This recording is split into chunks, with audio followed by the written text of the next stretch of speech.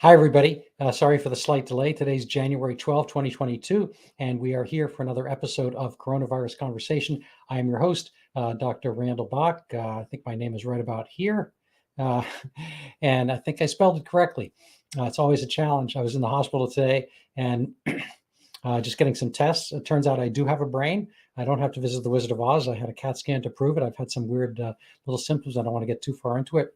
But I had a minor heart procedure some months ago, and maybe something flicked off or whatever. I still have enough in my brain, I think, to deal with a lot of the issues here. You be the judge. Please tell me. I accept criticism, although it makes me very sad if it's mean criticism. So what's new in the world of COVID?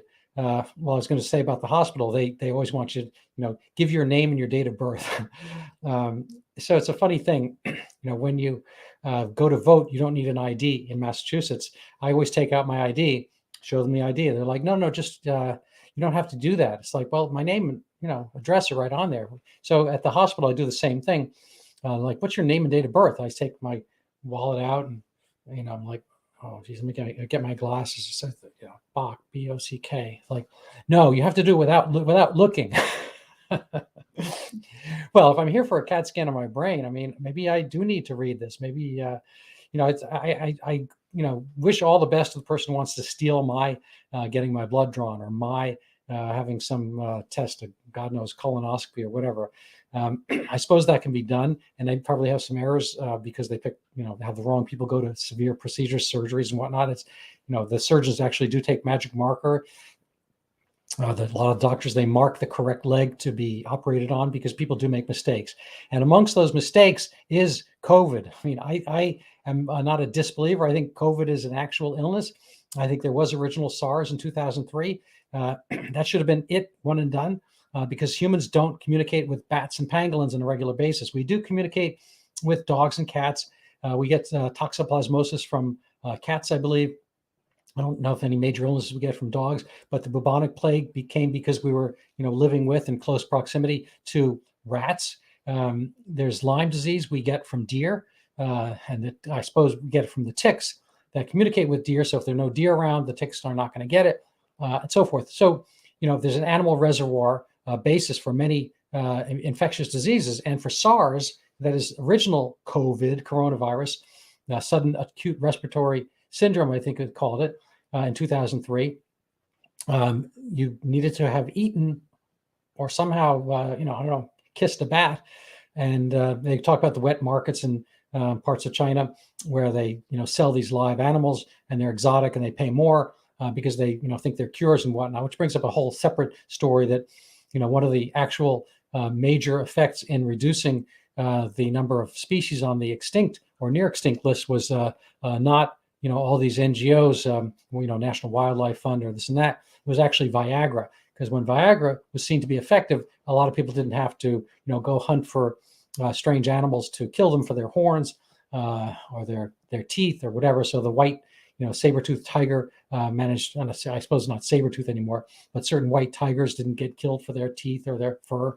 And, a lot of different animals, didn't get killed for their horns, like rhinoceros and certain whales and whatnot. And so Viagra did probably more than anything else to keep species intact. But so be it. I'm not sure why they're eating bats. I mean, there are a lot of potions and hocus pocus and so whatnot that still go on in a lot of places on Earth where people think they're getting, certain spiritual qualities by ingesting those animals. Anyway, I don't think too many people are doing it, especially after SARS-1.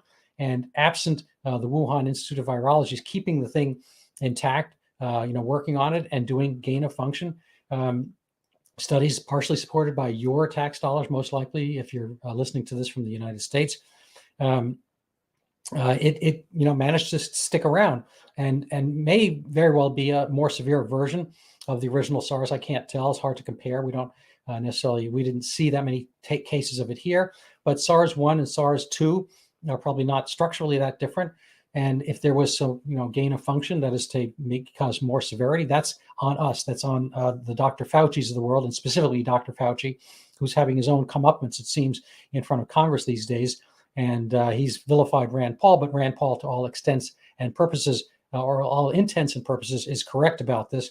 And Dr. Fauci's day will come. It may need a different politicized, different political bent of administration or Congress in order to affect it. But his days are limited anyway because he's 80 years old or something like that. But he has a weird kind of egotism, and he's claimed himself, if you argue with me, you're arguing with science. This is absurd. Anyway, so what's new in the world of COVID? Well, it looks finally, despite, well, I'll get to that in a second. My day in the hospital, I was there 2 days. I was there yesterday and today for different issues. I'm healthy. Things are going pretty well, but I needed an X-ray of my knee because I did an overhand slam in tennis, and I followed through, and it's supposed to miss you. It came down right on my kneecap, and I karate chopped it with a racket at full speed, and that hurt. It's been still hurting. So I had an X-ray. I think it's negative. It's getting better. I looked at the X-ray myself. I didn't see anything, but waiting to hear. Anyway, when you're in the hospital, if you show any kind of you don't have your mask on immediately, you are, seen as a lesser version. I've, said before that pretty much all you need to know about humanity you can get from the Sneetches, Dr. Seuss, the Sneetches.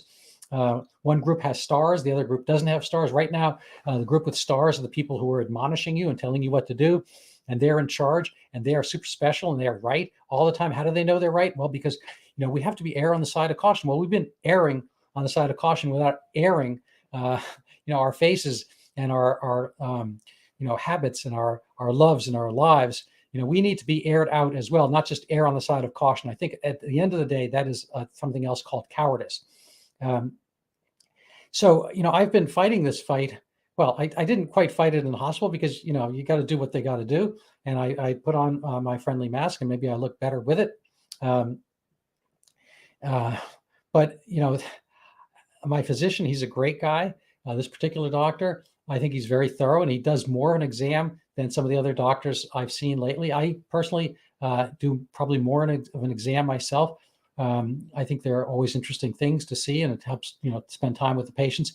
Most of the doctors I see actually don't spend that much time. They're spending much more time in front of the keyboard, kind of entering things, make sure all, the money is going to come in the right way. They have to, check off a lot of boxes.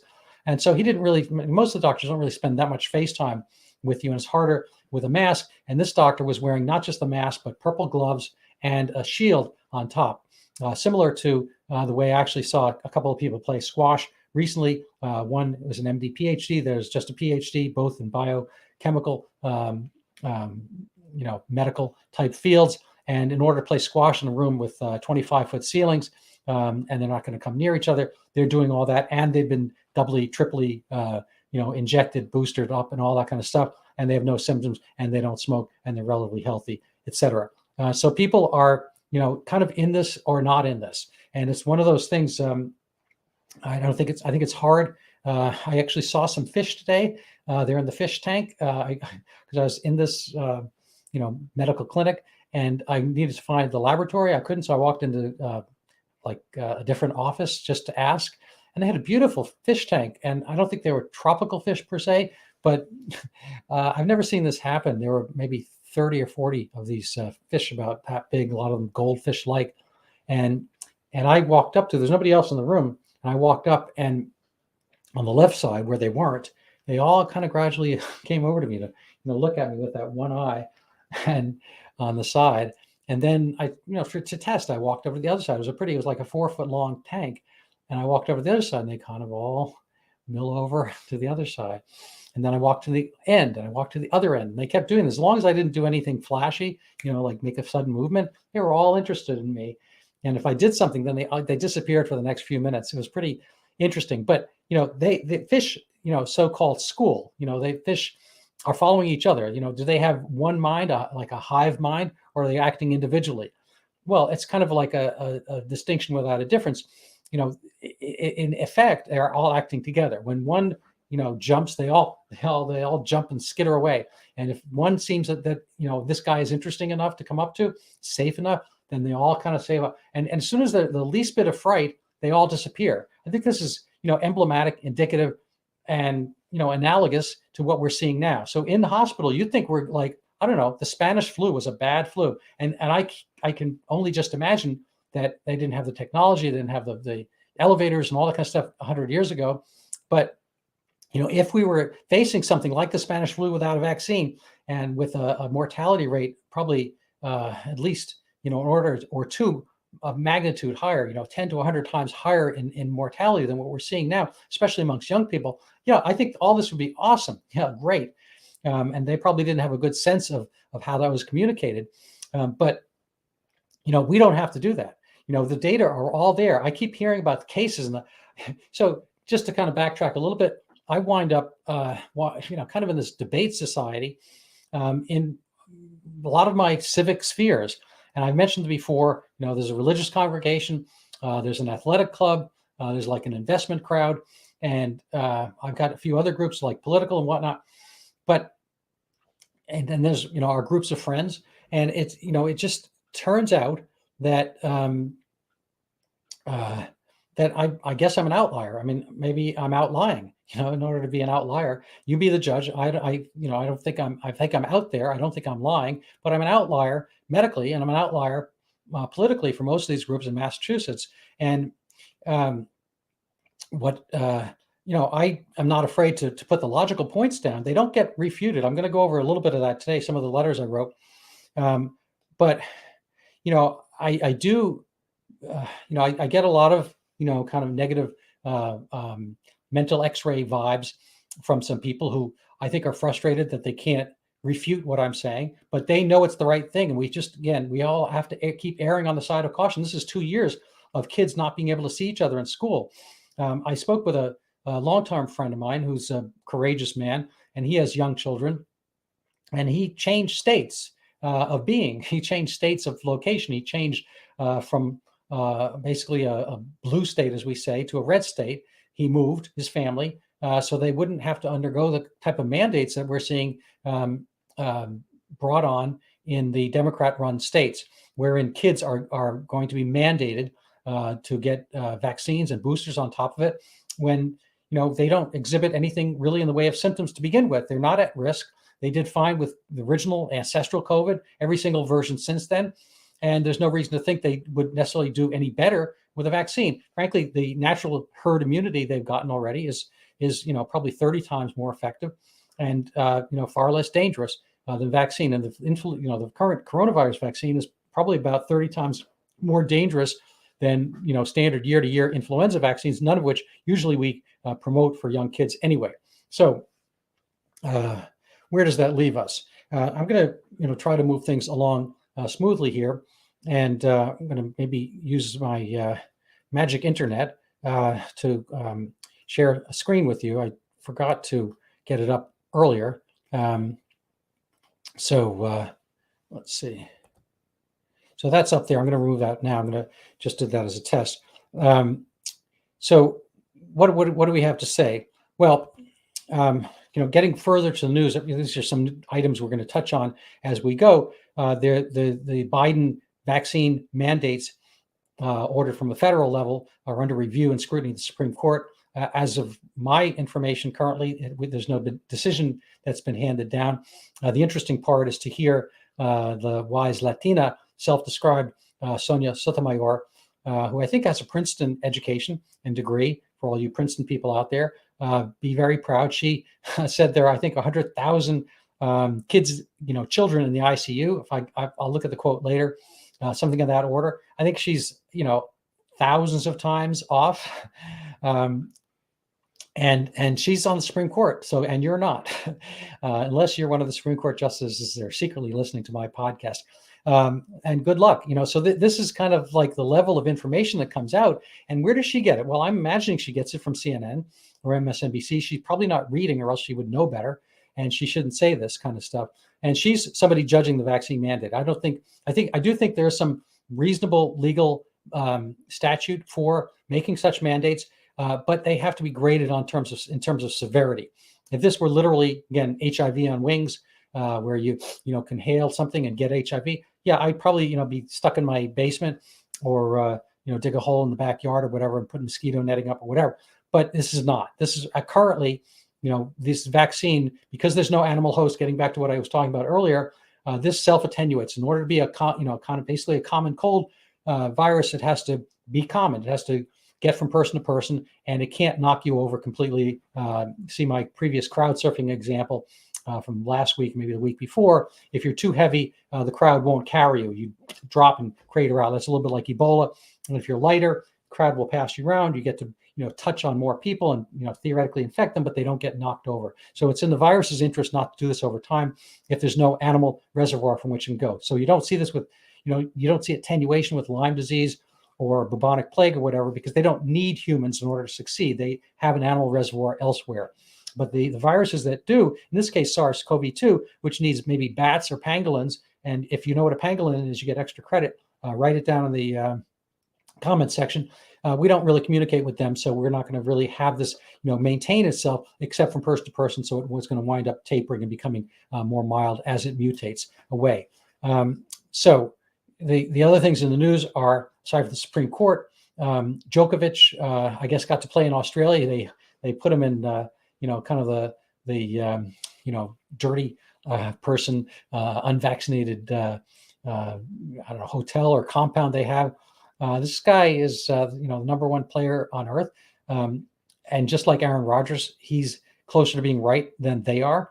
These are young, healthy people. They, I assume, don't smoke and clear their mucus quickly, which I think is the real gradient of whether you're a super spreader or not. I have been hearing, a lot of people say the kids are super spreaders. This is just not true. Unless your kid's like 350-pound, obese with cystic fibrosis or something like that, can't clear mucus, your kid is not a super spreader. On one of these shows from maybe a year ago and a couple times since then, I showed the basic graph of who are the super spreaders, the ones who carry a big viral load. And it's kind of a product. You can do kind of a basic, like your BMI is your body mass index. You can kind of do a mathematical product and find out obesity and age. So the older you are, the more you're super spreader, because again, you don't clear mucus very well, and the more obese you are. And if you're both, that's even worse. And again, I think the common principle is, whether you are somebody who has a cold for a day or two, or somebody who has a cold for a week or 2 weeks. And I know people like that. A lot of my smoking, long-term smoking relatives have that problem where, they get a bronchitis. And I think it's reasonable for them to hole up and do whatever, they need to do to focus on protecting themselves, which brings me to focus protection, which was in the news recently. That's the great Barrington Declaration from, I think, MD/PhD combo from Stanford, Cambridge, and Harvard.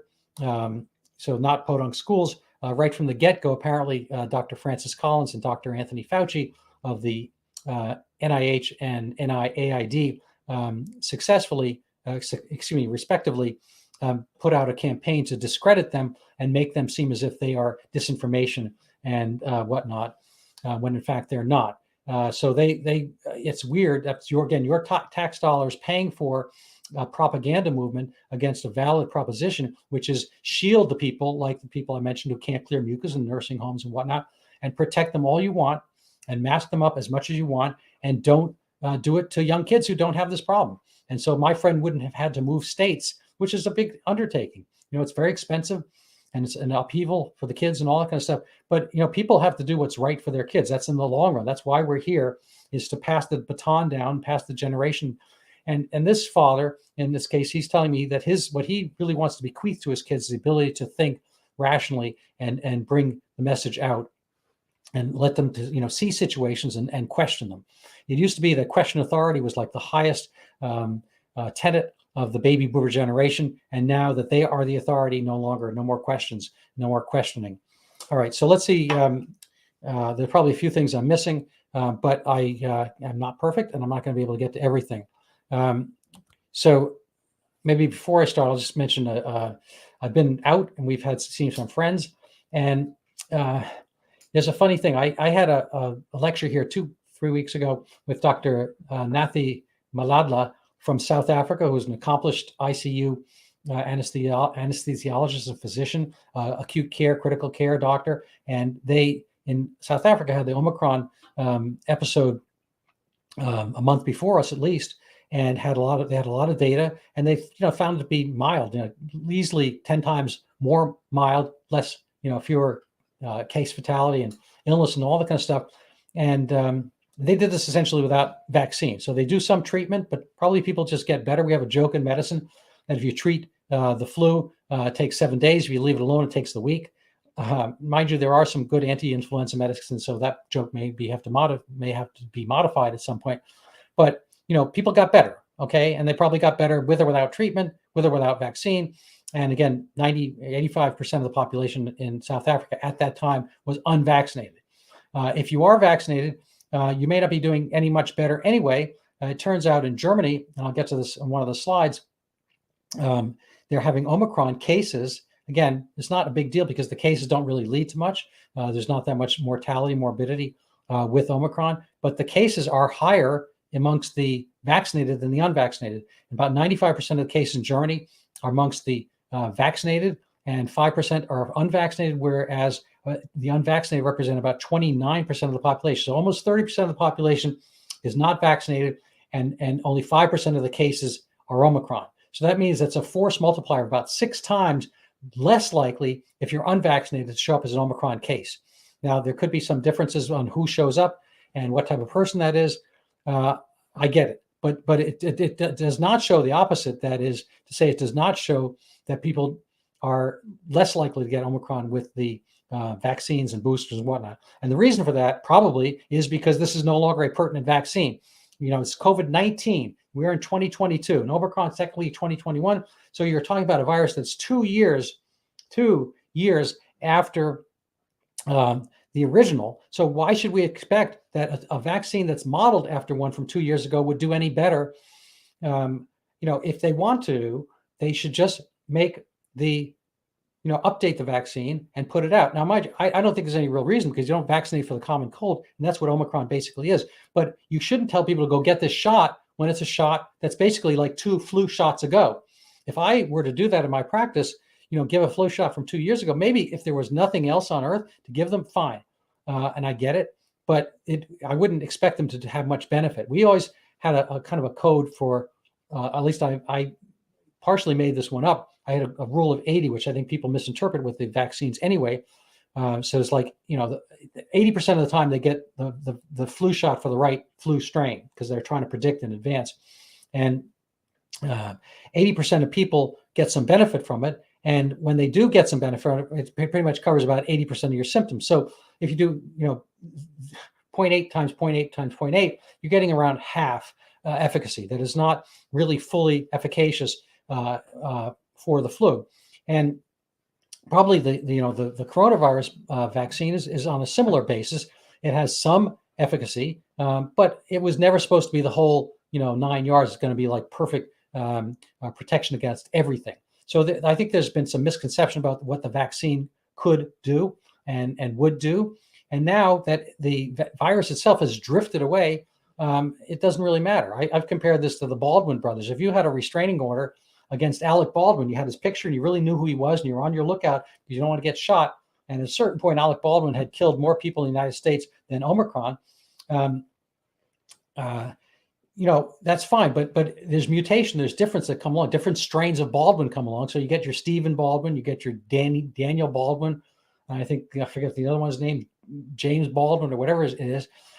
By the time you get your next Baldwin coming down, the guy at your front door, the policeman who's looking out for Alec, he may not be able to see, he may not be able to tell that the last Baldwin is one, and he lets him in. And it may not matter because, that guy is not Alec Baldwin. He doesn't carry a loaded gun and point at people and so forth. So you may not be at any danger anyway, but it's a misconception to think that your protection against Alec Baldwin is going to protect you against all Baldwins from now and forever, his kids and whatnot. And so this is a misconception. I think we have many misconceptions about the virus, about the vaccine. And just to get to that point, we've been with people at various parties, and one very educated man said to me that he just recently got COVID, the Omicron. It wasn't very severe, and he's pretty sure that's because of the vaccine. So this is kind of a fallacy of logic called post hoc ergo propter hoc, after something, therefore because of something. So for the same cohort in South Africa, that didn't have any vaccines, they did fine.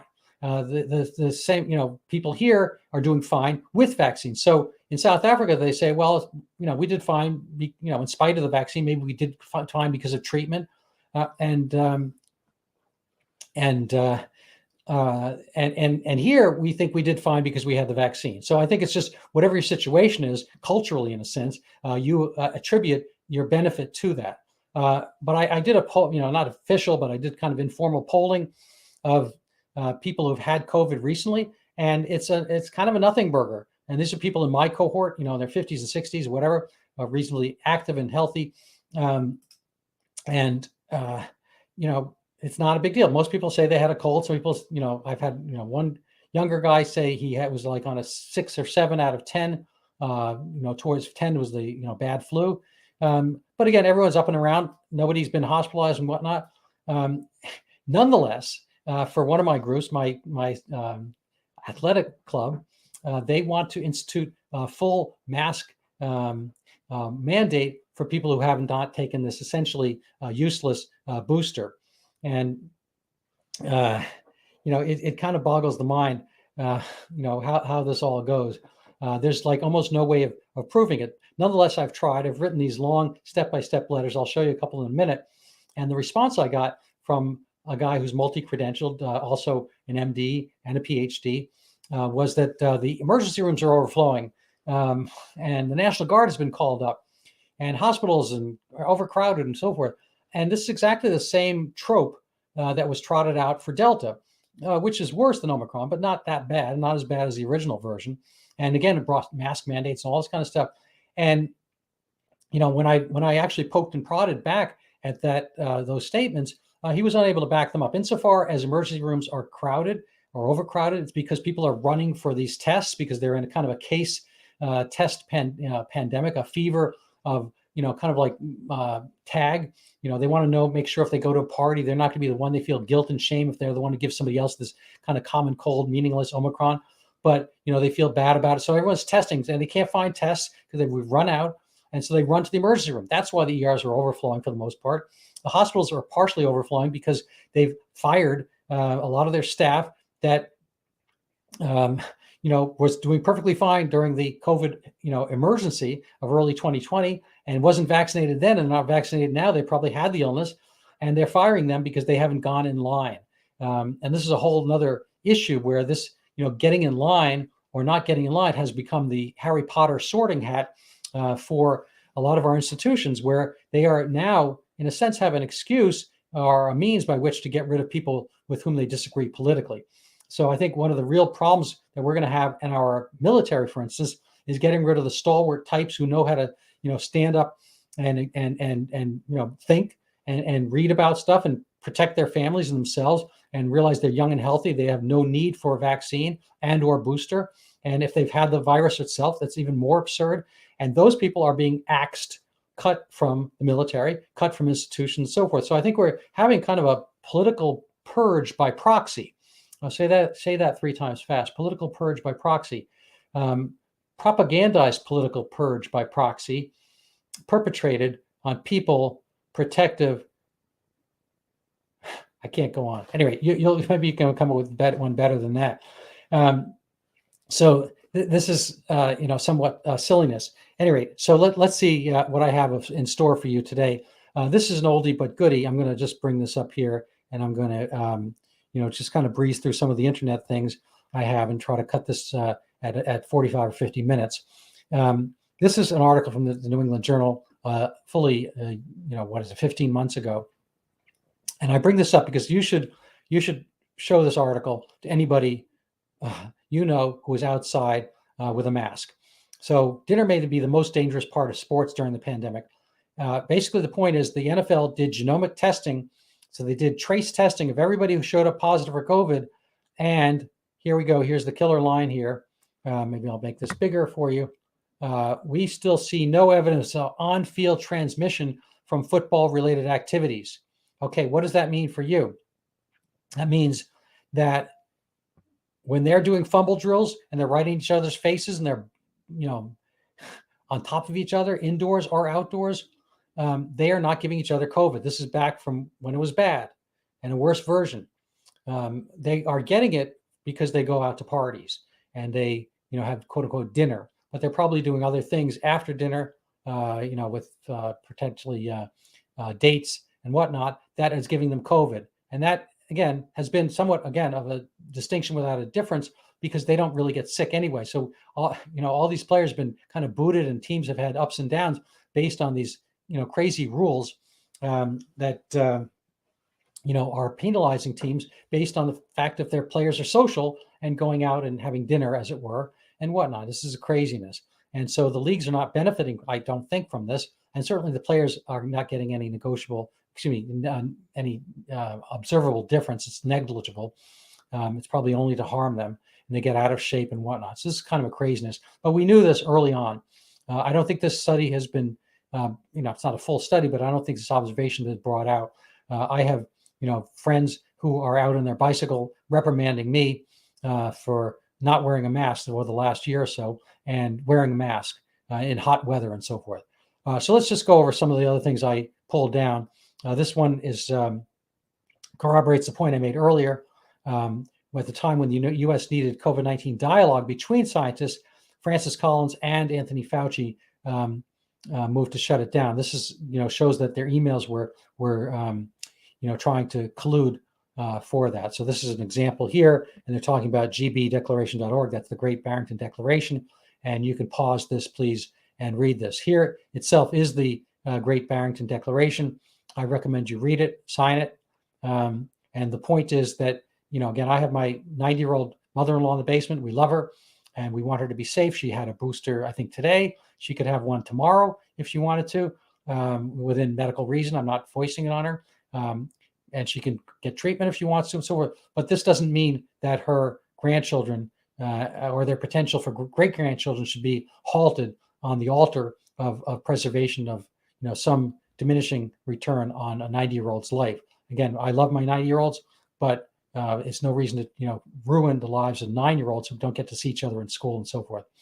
This is something that you should know about. This is not "quote unquote" real yet. It hasn't been data proven, but athletes are dropping dead. This is something that's happening in FIFA, I think, which has I forget the number of members, but they are seeing 5 times the annual average of deaths, sudden death. These are sudden cardiac deaths. So here's the number here. In 2000, there were 242,000 athletes registered in the association. So by definition, these are healthy people. Again, I think mostly men, mostly young, mostly non-smokers. They're athletes. They're in top physical shape. And is this a lot or not a little? Well, I don't know, but the number is huge compared to prior years. So they've been collecting data on this, and the same membership in 2021 as there was, in 2017 and whatnot. So if you average the other years at probably about 3 to 4 deaths per year, now they're over 20. That's this is not proof, but something is different. So what happened? Why wasn't it during the COVID year of 2020? Well, it's the vaccine year of 2021. So they do kind of a P analysis here, a statistical analysis. It's highly statistically significant and only likely to happen by chance 1 in 500 times. So if you waited 500 years, you might see something like this by chance. So this is not proof, but it's something to consider. This is from Alex Berenson also. I've got 2 articles of his. Has COVID vaccine efficacy turned negative? So this gets to a point that I'm going to get to a little bit later as well. It may, I mentioned it earlier with the German data, that more people are showing up with Omicron cases who have been vaccinated versus not.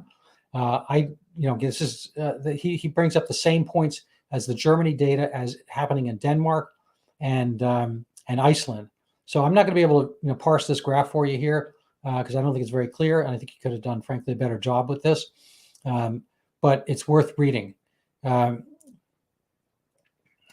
see. So I'm going to maybe cut out of this for a second while I get my slides ready. Let me see, put this in presentation mode and go to the top.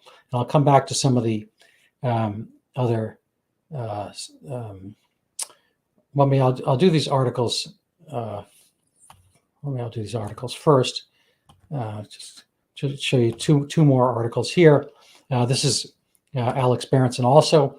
Boosters are over. The World Health Organization has waved the white flag on COVID vaccine boosters. So you may or may not know this, but if WHO doesn't want it. It's something to look at this point. I think they've probably been slightly more flexible than the CDC has. So pretty much, I think they're saying here, one line, a vaccine strategy based on this is what I've been saying forever and a half.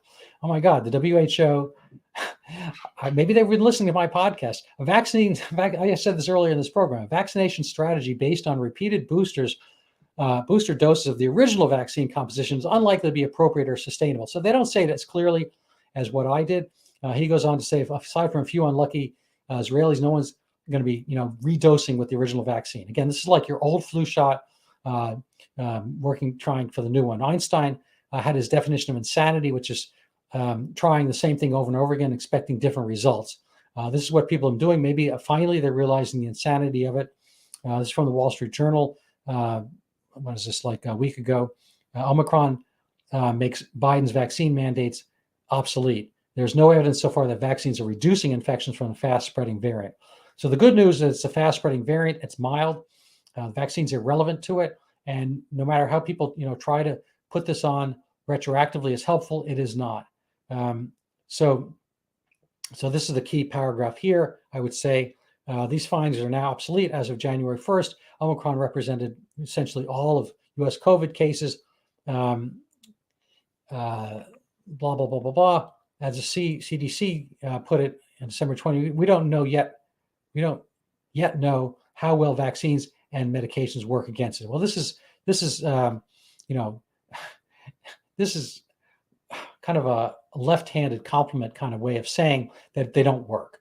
What else we have here? So I finally did find, this is totally separate. I finally did find a dashboard that goes into depth about COVID details. It's actually on a candidate for Congress, a Republican running in Massachusetts.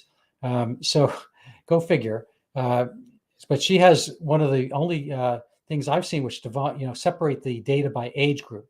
I'm not going to have to ask where she got it, but I've been looking for data like this, which show the various age groups, mostly the elderly, when you do look at hospitalizations and whatnot, as having the problem. The young people are down here. Whereas, if you look at actual numbers, demographics, this is the majority of population. I think the median age in a population is around 34. So half your population is in with these younger age groups. And so half your population has very, very low representation in hospital during COVID. So this is by 80, 90% of the hospital census represents a small fraction of the population. So I think that's it for the slides. I'm going to maybe do just a couple of my slideshow slides and see if I can get to some questions as well. So I'm going to step out here, remove this for a second. Let's see. Let's see. Look at I'm not going to be able to answer all of these right now, but I thank you for commenting, and I hope there's a lively discussion here today. So I'm going to put this on slideshow and just go over some of the things that I've been looking at. And they're not in fabulous order. I'm going to go through them quickly because I have yet to eat dinner, and you don't want to see me when I'm hungry. So this is to the point that I was mentioning about the Germany data, and I'll let you figure this out yourself. 30% of the population is not vaccinated. I point that out up here. Yet, they're very, very low numbers. They're not 30% of the COVID cases currently. This is the same point made, I believe, from Canada. So it could be passed around. They blot out the word, whatever this word is, starts with a V, and un-V, something, vaccinated maybe. Hospital patients vaccinated outpace the unvaccinated, but it doesn't mean the shots don't work. Experts, of course, obviously. So this is your Omicron. These are the top 5 Omicron symptoms over here. And of course, they pretty much align with what we used to call the common cold. This is cold and flu medicine from NyQuil. So I guess you should stop society and make people robotically wear these disposable masks endlessly. This is trash, and there's aluminum in it, and they're supposed to throw it away. It's made I don't know, somebody's profiting by it, probably China. So I tried to bring this up to one of my groups, and this is part of the letter I wrote. You can pause it. I'm not going to read the whole thing, but it's pretty much the point I just made. I was given this response that the hospitals are overflowing. And again, this is kind of a trope that they used in Delta. If you look at the tweets, somebody collects these things. It's, they get everyone to kind of like mass produce the same sentiment to kind of like propagandize and sway people. But if you look this from, I think, NPR, local public radio, and there's an honest reporter there. Her name is Bebinger, I think.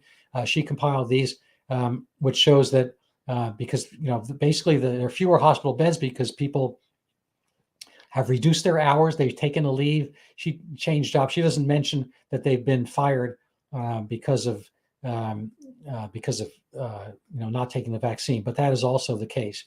And the National Guard one was a similar silly aspect because of people being fired.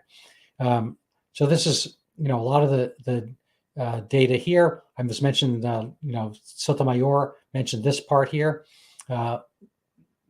The Supreme Court justice mentioned these other items, and again, each one is false. So they should really, this is, again, the Democrat appointed justices, they should get their facts better. And so there's kind of another narrative that's been running along. It's like, the conflation and confounding of data, wherein people are hospitalized with, but not from COVID.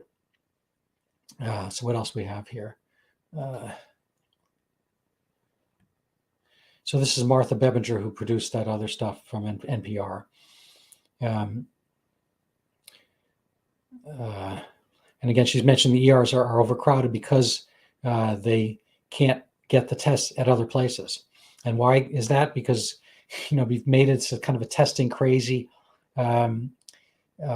society. This is a point I believe I wrote, and you can stop and read it if you like. This is another tough slide to read, but you can pause and look at it. This is part of the letter I wrote to one of my groups about some of the draconian measures they're undertaking right now. And you've pretty much heard what I had to say. If you want to stop and read it, you can do that. This is a response I got. This is from a physician, very well-respected physician, in one of my groups, civic groups, and he read these points here. Oops, sorry, and came up with this conclusion that I see this as your conclusion: either that old people or those with underlying illness would have died anyway. I just don't see it that way. You can read this over. You can tell me if anything I've said here makes it sound like this. I believe in protecting the old people, and yes, they will die at some point. The nursing home deaths, half of the COVID deaths are nursing home quality patients, and the nursing home life expectancy when you get there is about 14 months, or otherwise you wouldn't be in a nursing home. And there's a turnover of about half the nursing home population every year. And so, a certain fraction of them died from COVID, yes, but they would be dying anyway. But I don't think old people in general would have died anyway. I do think there was a blip in COVID deaths, but that's early 2020. There has not been the replication of same since then.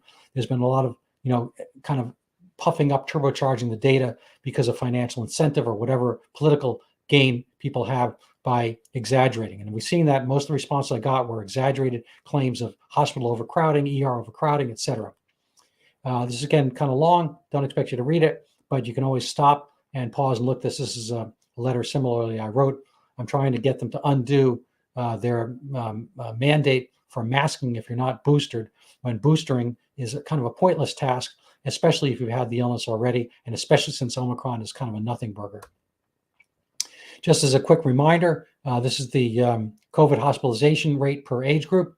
And I'm sorry for the slide on not incorporating everything, but it's very low for everybody. And even for those people 70 and above, it's a low rate. This, I guess I already showed this from the Wall Street Journal article. This is kind of complicated. I maybe pause this if you're interested. This is, talking about the lockdowns. Do the benefits exceed the costs? So over here, the benefits from all the lockdowns we've had, and these are the costs we've incurred. And I think this is never seen in the places like the clinic I was at today, where everyone's just worried about that one germ. And they're not, seeing all the absurdity, the anger, the irritation the lack of breathing adequate oxygen on a daily basis, maybe making people irritable and so forth. This is I find this kind of a humorous meme. I'm kind of going to do these quick memes I find, and maybe some Twitter stuff. Mass formation psychosis is quickly becoming a new far-right buzzword. This literally was passing around most of the left-leaning sites, because guess what? We are having mass formation psychosis. People who wanting at this stage of the game to be masking people eternally for a cold or the equivalent when the booster doesn't work. This is craziness.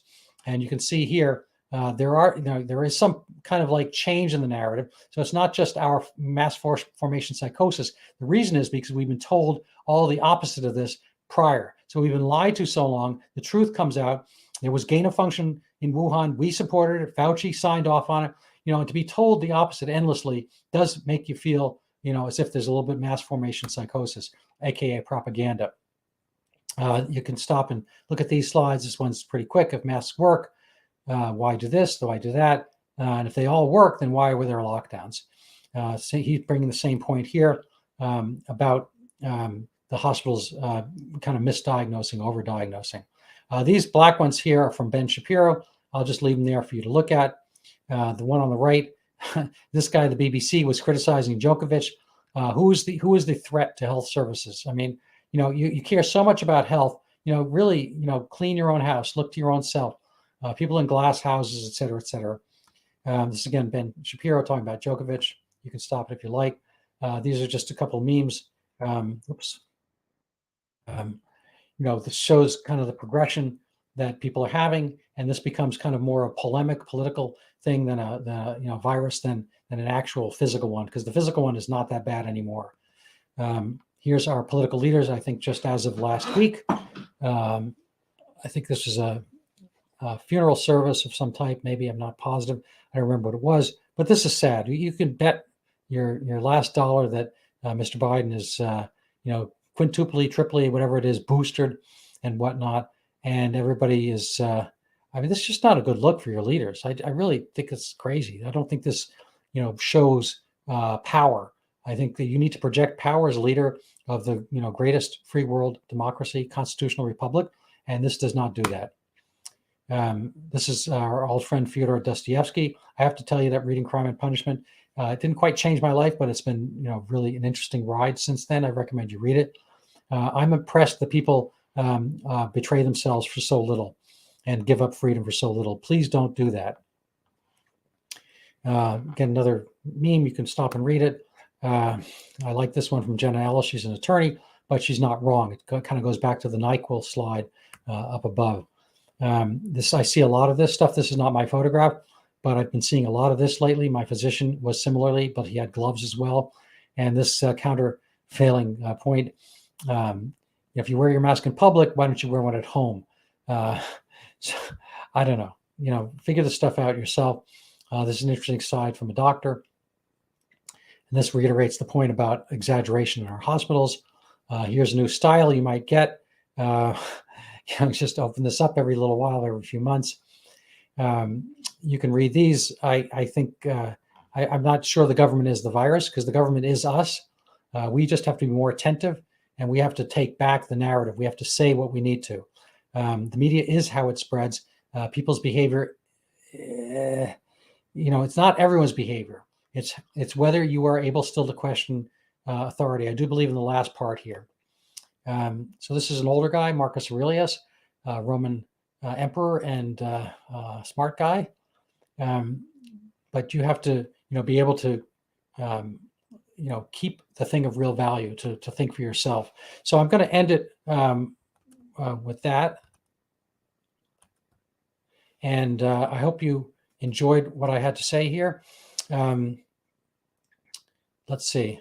Am I tired of this yet? I'm going to read some. Let's see. There's a Steve Beard here who put up a few comments. And so you can read his comments here. I don't think this one's wrong. COVID virus is tiny. I think it's actually 50 microns.